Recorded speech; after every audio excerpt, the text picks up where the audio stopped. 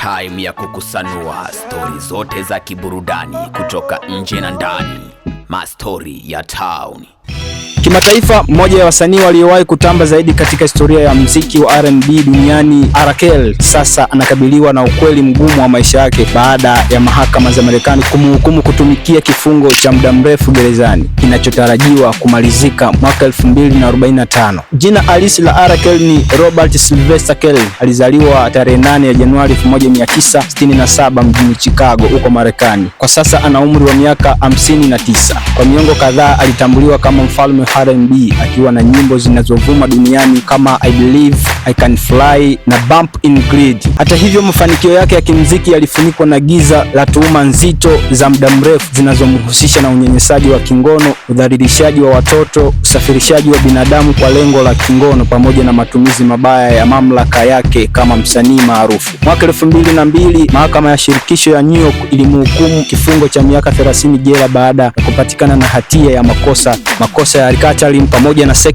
trafficking. Hukumu hiyo inatokana na ushahidi uliothibitisha mtandao wa miaka mingi wa kukusanya wasichana wa kike kwa kutumia umaarufu wake. Baadaye mwaka 2023, mahakama nyingine ya shirikisho huko Chicago ilimhukumu tena kifungo cha miaka 20 kwa makosa ya kutengeneza picha za ngono za watoto na kushawishi wahanga wa ngono. Mahakama iliamua kuwa sehemu kubwa ya adhabu hiyo atatumikia sambamba na ile ya New York, huku mwaka mmoja ukitakiwa kuongezwa zaidi. Kutokana na mpangilio huo wa adhabu, mamlaka za magereza Marekani zinaonyesha kuwa R. Kelly astahili kuachiliwa huru kabla ya mwaka 2045. Kesi ya R. Kelly imekuwa moja kati ya mifano mikubwa duniani inayoonyesha namna jamii na mfumo wa sheria unavyokabiliana na masuala ya unyanyasaji wa kingono, hasa pale yanapohusishwa na watu maarufu. Licha ya historia yake kuwa kubwa na ushawishi mkubwa katika tasnia ya R&B, jina la R. Kelly sasa linatajwa zaidi kama onyo la kwamba umaarufu hauko juu ya sheria. Kwa sasa R. Kelly anaendelea kutumikia kifungo chake katika gereza la shirikisho nchini Marekani, huku familia za waathirika zikisema hukumu hiyo imeleta angalau chembe ya haki walioisubiri kwa miaka kadhaa. Historia kwake R. Kelly ndiyo inatufungia ukurasa wa mastori ya town kwa siku hii ya leo. Usikose kutusikiliza hapa Radio Sengeleni FM